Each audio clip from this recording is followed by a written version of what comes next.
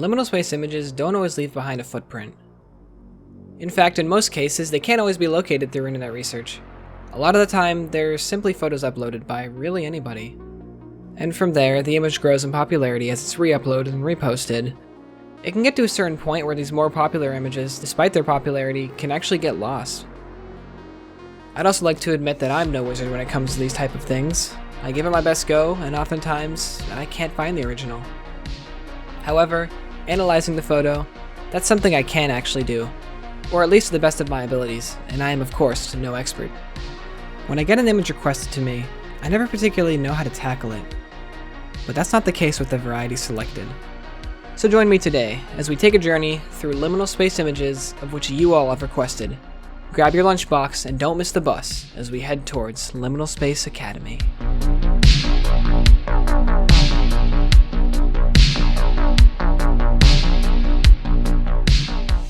To slightly contradict what I said previously, I'd like to start with how I actually was able to find where this image was taken. I always start by reverse image searching the actual image. This only works half the time, as usually I just get the same image uploaded to various different websites like Tumblr, Twitter, Reddit, or Pinterest. Once I hit a dead end, I figured I might as well find out what the text said in the background or what it translates to. When I looked it up, it said, "the most fun and special party in the whole universe." So I decided, because it's a somewhat unique phrase, to actually look that up too. And wouldn't you know, some of the images actually had matching fonts. Multiple of these images had this one logo, so I decided to look that up. And it brought me to a board game. So I obviously had to take a step back. From there, I decided to add Mexico City to the end of it, as one of the search results for the images previously had that phrase mentioned in it. Once I did that, I found a TripAdvisor review for a certain place, of which then I sorted through various images to find this image, which is the same as the other one, but with no editing.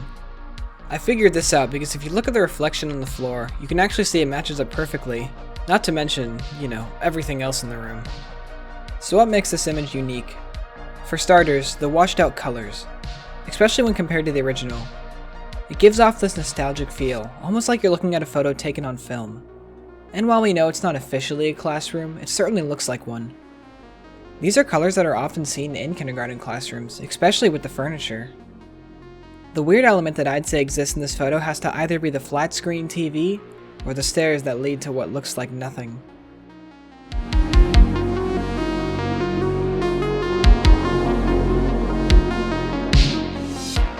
I wasn't actually able to find the source of this image or where it was taken. However, this is one of those images that feels strangely familiar. It has the same familiarity as this image, as I feel like they could exist anywhere.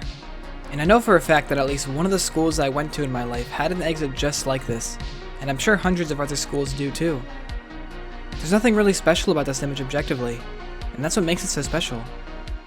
There's nothing out of place, or there's no object that shouldn't be there, but it still draws people in, despite its normality.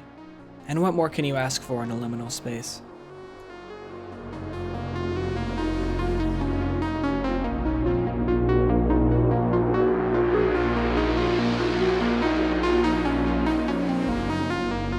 What school doesn't come complete without a playground? High schools apparently, but that's off topic. Have you ever been to a playground while the sun was setting? There's something magical about it. Swinging on the swing set, just barely being able to see over the trees as you watch the sun descend. And finally, when the sun does set, who knows what could be out there in the dark forest ahead. This image truly captures the essence of what it feels like to be a kid on a playground, but not during school hours, of course. What gives it its nostalgic charm has to be the date watermark, as a lot of older cameras used to have this feature when images were taken. The image also features only a couple colors, which gives it a unique composition. These colors being black, orange, gray, and purple. If it were to be brighter out, the image would have a lot more to it. The greens of the trees or anything else possibly in the background. But it would lose its unique charm. Everything in this image is what makes it a perfect liminal space.